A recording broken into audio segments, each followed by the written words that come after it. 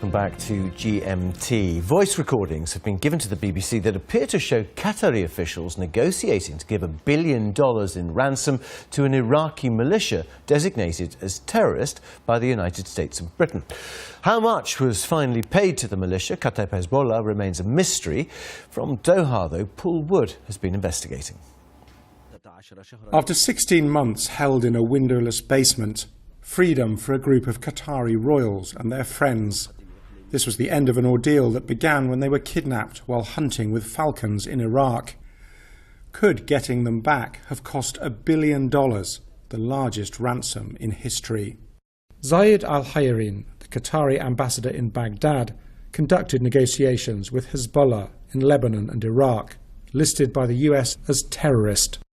Hezbollah Lebanon, Hezbollah Iraq all want money, says a text apparently sent by the ambassador to the Qatari foreign minister. And this is their chance. They are exploiting this situation, all the more as we near the end. All of them are thieves. God help us, the foreign minister replies. Hezbollah Iraq were actually holding the Qataris. One of the group's leaders demanded a payment for himself if negotiations were to go forward. That's the claim in a voicemail attributed to the ambassador.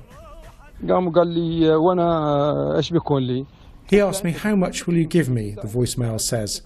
The man told me, frankly, "I want 10, meaning $10 million. I told him, 10? I'm not giving you 10, only if you get my guys out 100%. In another voicemail, he goes on,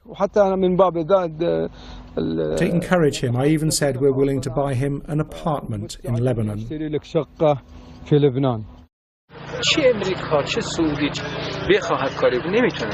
Iran, which arms and trains Hezbollah, got involved through its general Qasem Soleimani, who is himself under international sanction. At one stage, it seems, the astonishing sum of $1 billion was on the table. Soleimani met with the kidnappers yesterday, the ambassador texts the foreign minister, and pressured them to take the $1 billion. How much cash was finally flown to Baghdad on a Qatar Airways plane? Qatar's enemies say the evidence from the ambassador's phone points to $1 billion, and possibly even more. Qatar says it was well short of that. The evidence we've seen is inconclusive, but it seems it was at least hundreds of millions of dollars. Officials here in Qatar insist that no money was actually handed to so-called terrorist groups, only to the Iraqi government. That explanation is not accepted by the 4 countries that have put Qatar under economic blockade: Saudi Arabia, the United Arab Emirates, Bahrain and Egypt.